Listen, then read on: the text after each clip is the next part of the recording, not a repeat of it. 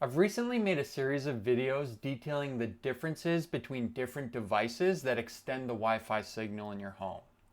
Today is no different because we'll be talking about the differences between wireless access points and routers. Without further ado, let's dive into what these devices are and how they function in your home network. When it comes to the router in your home network, yes, it's true. Your router does provide a Wi-Fi signal that your devices can wirelessly connect to get access to the internet. But in reality, your router is so much more than that. In fact, it's not a stretch to say that your router is actually the brains of your entire home network. To get a better idea of how these devices work, let's take a closer look. In order to implement a router in your home network, your router is connected to your modem with an Ethernet cable. Your modem is what provides your home with a connection to the internet, but your router takes that signal from your modem and broadcasts it out with a Wi-Fi signal. As we covered, that's what your router mostly gets recognized for. It gets recognized for providing that Wi-Fi signal so your mobile devices, such as your mobile phone here, can connect to that Wi-Fi signal and get a connection to the internet. In reality, there's a whole lot more going on here with your router. For example, when this mobile phone joins your Wi-Fi network that your router is broadcasting, it gets an IP address. That IP address is assigned to your mobile device from your router. This happens through a technology called Dynamic Host Configuration Protocol, or DHCP. If you want to learn more about that, I recently made a video about DHCP, but what's important to recognize what your router is doing is it's responsible for assigning those IP addresses to your devices, and that's what allows your devices to get the data that they request and to make sure that the messages all get to the proper destination whenever they're communicating with each other. To take that one step further, a good analogy here is your router serves as an air traffic controller for your devices. Say you have multiple devices on your home network, and we'll show one here as an example. But when these devices make a request to the internet, say they want to go to a web page, that request will go from your device to your router. It will then get passed to the internet. And then on the way back, your router will make sure that that requested web address goes to your mobile phone so that way you can view that web page. That's how your router serves as an air traffic controller, because there's so many messages going around, and it's making sure that all the proper devices get the messages that they request. As if that wasn't enough, your router has more responsibilities, and what I'm talking about here is the security side of things. Your router serves as a firewall to prevent hackers from accessing the devices on your home network. Say a hacker sends a request and they try to access one of your devices directly from the internet, your router will prevent that from happening based on the security settings that it has as part of its software. With your router, you can implement additional security settings as well. You can block specific devices from being able to communicate on your home network. You can set encryption settings. There are many different things you can do, but your router allows all of that to happen. I previously mentioned how your router is connected to your modem with an Ethernet cable.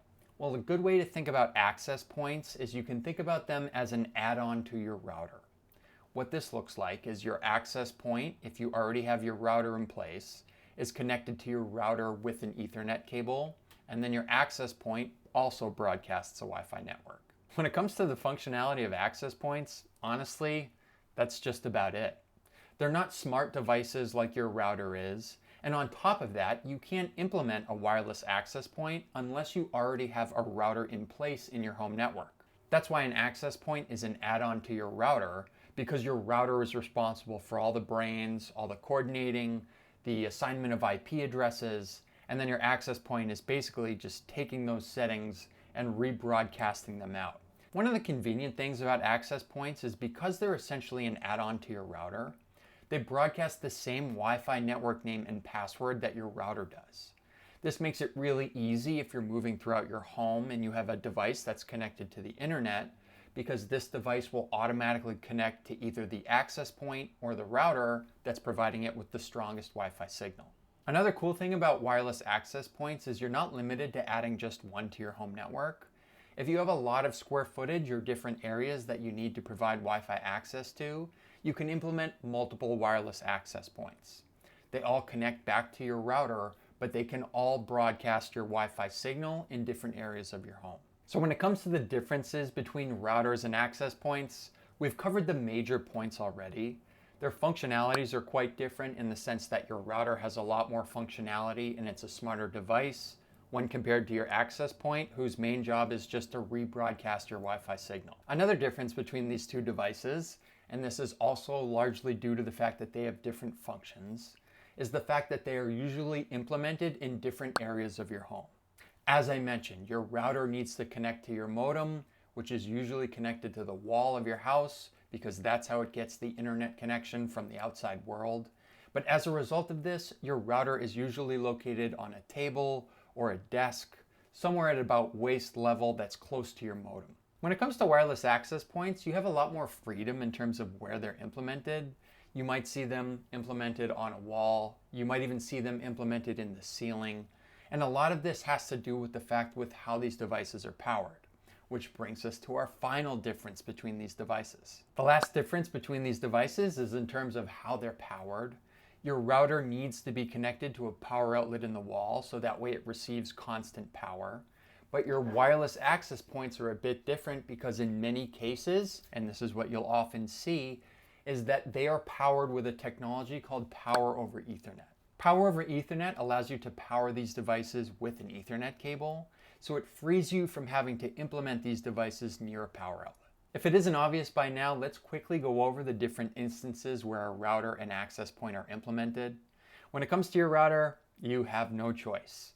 You need to implement a router in your home network if you want to provide your devices with wireless connections to the internet. Wireless access points, on the other hand, are optional devices. You will only need to implement them in your home network if you currently have Wi-Fi dead zones or areas that don't get a strong Wi-Fi signal. The most often use cases are in really large homes. You'll see them in office buildings, hotels. The next time you're in these buildings, take a look around and I'm sure that you'll see wireless access points. Let me know in the comments section if this breakdown was helpful for you or if there are any other devices you would like me to compare in future videos.